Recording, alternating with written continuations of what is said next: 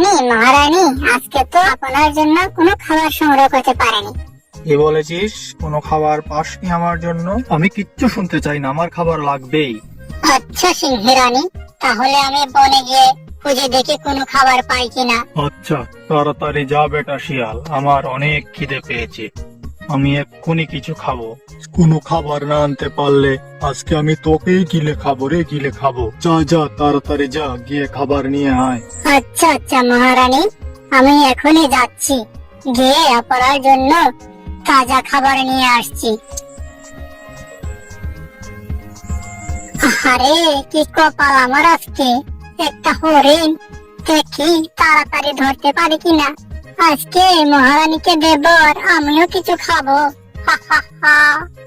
মহারানী মহারানী উঠে দেখেন আমি কি নিয়ে এসেছি। আস্ত হরিণে কচি মাংস, খেতে অনেক সুস্বাদু লাগবে। মহারানী মহারানী তাড়াতাড়ি ঘুম থেকে উঠেন আর কচি হরিণের তাজা মাংস খান।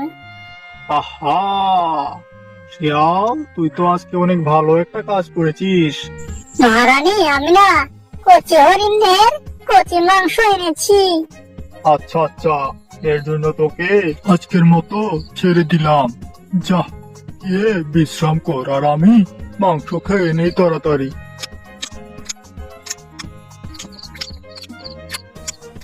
সিংহী রানী আমি কি একটু মাংস পাবো?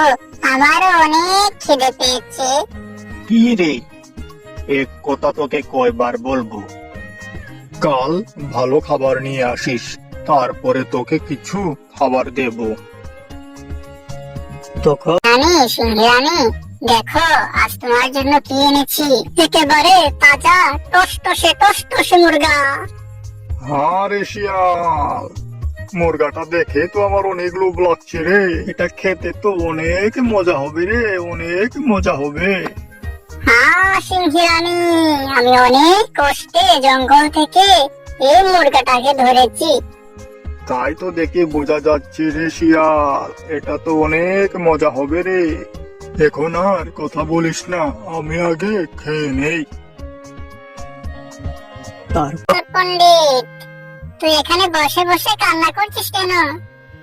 আর বলিস না রে, এই সিংহী রানীর জন্য প্রতিদিন অনেক খাবার ধরে নিয়ে যাই, কিন্তু সেই সিংহী রানী আমাকে কিছুই খেতে দেয় না। তাহলে তুই আর এই জঙ্গলে কষ্ট করে থাকবি কেন রে? আমার সাথে চল পাশের জঙ্গলে, সেখানে সিংহী থাকে না। সিংহী থাকে না? তাহলে তো আমার জন্য অনেক ভালো হবে রে। আমি তাই তো বলছি রে, তাই তো বলছি। চল আমরা পাশের জঙ্গলে চলে যাই, আর প্রতিদিন যে শিকার ধরবো দুইজনে মিলেমিশে খাবো রে। হা হা হা, ঠিক ঠিক ঠিক, দুইজনে মিলেমিশে খাবো। তাহলে চল